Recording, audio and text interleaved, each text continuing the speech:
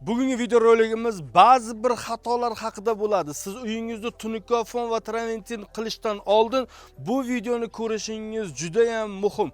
Videorolikimiz juda ham qiziqarli va albatta siz uchun manfaatli bo'ladigan umiddaman. Mana shunaqangi qiziqarli videolarni o'tkazib yubormaslik uchun hoziroq obuna tugmachasini bosib qo'ying. Biz esa boshladik. Assalomu alaykum azizlar. Kamina usta Abdulloh qadriyatli ustalar jamoasiga asos soldik. Biz jamoamiz bilan birga hozirgi kunda butun respublika bo'ylab tashqi fasad ishlarini amalga oshirmoqdamiz. Ya'ni traventin, sokil, kafel, tunikofon va krisha xizmatlarini yo'lga qo'yganmiz. Agar ishlarimiz sizlarga qiziq bo'lsa, pastdagi raqamlar orqali bizga bog'lanib buyurtma berishingiz mumkin.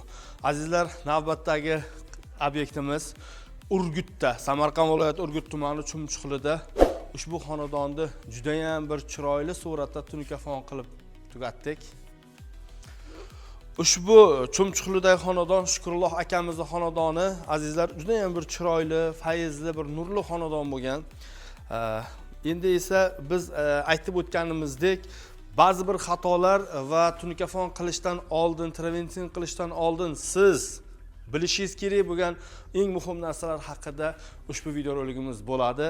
Azizlar, videorolikimiz sizlar uchun manfaatli bo'lishligi uchun biz astoydil harakat qilamiz. Sizdan bepul layklarni qadab qo'yasizlar degan umiddamiz. Azizlar, uyingizni tunikofon qilishlikda yo'q, traventin qilishlikda yo'q, plitka yo'q.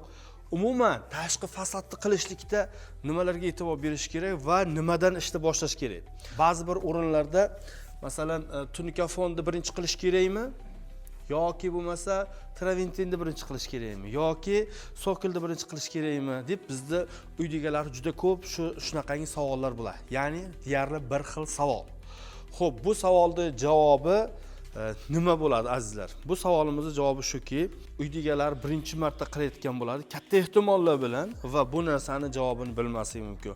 Men sizlarga mana shu haqida batafsil ma'lumot beraman va bizning ma'lumotlarimiz qadriyatli usta bo'lganligimiz uchun ham qadriyatlarga asoslangan holatda rost so'zlaymiz azizlar. Yolg'on so'zlash bizlarga emas. Qarang. Uyimiz juda ham chiroyli bo'lgan. Haqiqatan ko'rganda ko'zni xursand qiladi. Har tomonlama zo'r bo'lgan. Faqat bitta narsaga e'tiborlaringizni qarataman. Mana bu yerda ozgina ochiq joylar qolgan. Mana bu yerimizda esa devorimiz nolga kelib to'xtagan. Bu yerda azizlar tunikofon qilganda bizni tekis qilib qilamiz. Devorni baribir har qanday devorni o'ziga yarasha ozmi, ko'pmi qiyshiqligi bo'ladi. Biz esa devorga qarab to'g'rilamaymiz. O'zimiz idealni tekis qilib chiqaramiz. Bu yerda tunikofonni qilganda nima devor ochilib qolyapti ko'rgan bo'lsanglar. Endi mana shu narsani yopib bo'lmaydi, chunki devorimiz traventini tugagan, traventini bo'lgan. Agar birinchi tunikofon qiladigan bo'lsangiz, mana shu ochilib qolgan joyni yoptirib olasiz. Birinchi yoptirasiz. Undan keyin esa masalan pishgan g'ishtdan bo'ladimi, traventin bo'ladimi, har qanday narsani qilavering, zato bir tekisda bo'ladi, orada ochiq joy qolmaydi, xuddi mana shunga o'xshab. Endi biz bu bilan yana bitta narsani shu o'rinda eslatib o'tamiz. Mana qarang. Chiroyli mana tashqi fasadamiz bo'lgan. Mana bu yerdagi Versace'larimiz davom etib ketyapti. Xuddi shunaqa narsalar aslida bu yerda ham bo'lgan edi. Bu yerda ham bo'lgan edi. Biz o'sha Versace'larni yopib qo'ydik. Bu bilan biz bu traventin qiladigan ustalarni ma'lumot qilmoqchi emasmiz yoki o'zimizni maqtamoqchi ham emasmiz. Biz mana shu tashqi fasad sohasida o'zimizni orttirgan tajribamiz bilan sizlar bilan bo'lishmoqchimiz. Aytingchi, sizning fikringiz qanaqa? Biz misol uchun hozir shu narsalarni aytyapmiz, to'g'rimi, noto'g'rimi? Masalan, shunaqa faoliyatim davomida uyda tunikofon qilganimizda ba'zi bir insonlarda uyi pishgan g'ishtdan bo'lganligi uchun 3-4 qator, 9 qatorgacha g'isht yopib yuborishimizga to'g'ri kelgan. Nima uchun? Chunki uyda egasini so'raganimizda sizga qanaqa holatda, qanaqa fasonda, qanaqa dizaynda tunikofon qilib berak deganimizda menga mana bu yoqdi degan. Biz aytganmiz, agar u fasonda qiladigan bo'lsak, mana shu narsa yopilib ketadi. Maylimi deganimizda uydagilar mayli degan.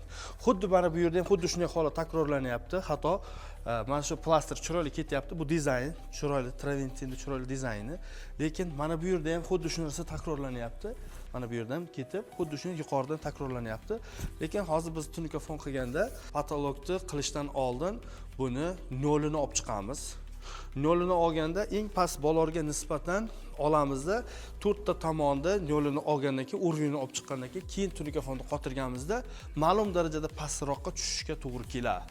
Shuning uchun aytmoqchimizki, birinchisi mana bu tashqi fasadda qilinadigan dizaynlar xuddi mana shunday bir tekisda ketib, mana bu yerlardagida yopilib ketmasligi hamda devorlarda oralari esa ochilib qolmasligi uchun birinchi o'rinda biz sizga tavsiya qilamizki, tunika fonni qildirib olishlaringizni. Agar siz bordi-yu uyingizda birinchi pishgan g'ishinidan qildiradigan bo'lsangiz, keyin tunika fon qilsa ham bo'laveradi. Faqat bitta narsani maslahat qilib qo'ygan bo'lardik. Traventin bo'ladimi? Pishgan g'ishni ablisovka qilasizmi? Bizga qildirishingiz shart emas, kimga qildirsangiz ham tunika fon qiladigan patologchi usta bilan bu fasadchi ustani ikkalasini birga chaqirib, nolini aniqlab olish kerak. Mana bu usta, Traventinni qilgan usta mani nolim qayerdan tugashini bilmagan. Shuning uchun u mana bu plaster tepada qolib ketgan. Agar bilganda edi, u o'sha narsani inobatga olgan bo'lar edi. Lekin biz maksimal darajada harakat qildik. Shu plasterni tekisgina olib ketishga harakat qildik. Nimaga? O'sha ustani dizayni buzilib qolmasin, uyni egasiga chiroyli chiqsin. Ya'ni bitta insonni xatosini ochibmiz, shuni maksimal darajada yopib ketdik, чтобы uyni egalari bizdan minnatdor bo'lsin. Moqchi bo'lganim shuki, bizlarni kuzatayotgan yosh ukalarimiz, balki akalarimiz ham bordir.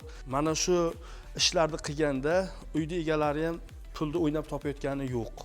Ular ham mehnat qilyapti, peshona terisi bilan bir so'm pul topish o'zi bo'lgani yo'q. Shu o'zbek xalqi uy quraman, to'y qilaman deb yashaydi. Shunday qilib beringlarki, u ich-ichidan minnatdor bo'lsin.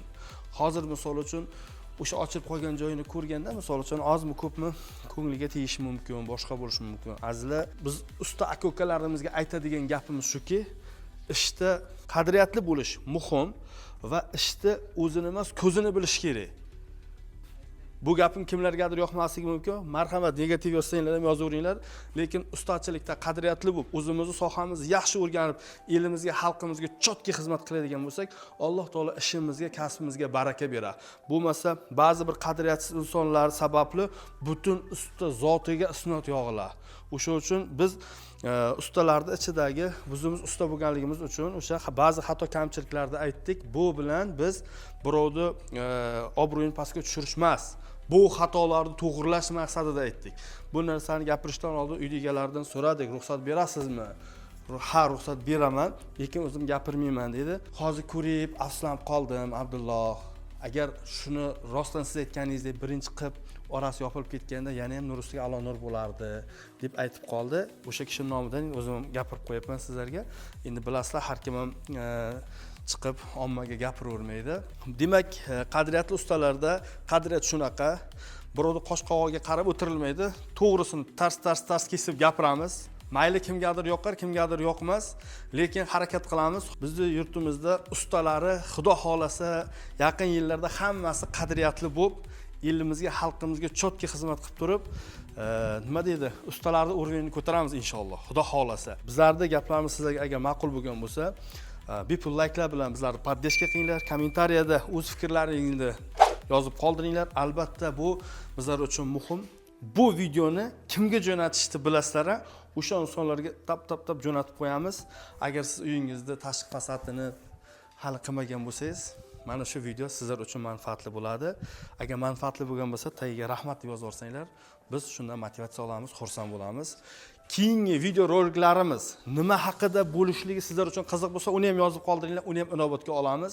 Azizlar, ko'rib turgan mana shu joyda hammasi tunikani ishlatilishi 393 kvadrat ishlatildi. Atiga 11 kun ichida to'liq tugatdik. Mana shu joyda batamom bitishligi tunika foni, oyna, montaj hammasi ichida 5073 dollarga bitta. İşimiz puliga arziydimi yo'qmi? Kommentariyada o'z fikrlaringizni bildiringizlar. Agar sizlarga ham bizlarning ishimiz qiziq bo'lsa, siz ham uyingizni tunika fon, tashqi fasad ishlarini qildirmoqchi bo'lsangiz, pastdagi raqamlar orqali bizga bog'lanib buyurtma berishingiz mumkin. Agar siz bizni musofirdan kuzatayotgan bo'lsangiz, Telegram, WhatsApp imolarimiz ishlab turibdi. Bizni kuzatishda davom etinglar.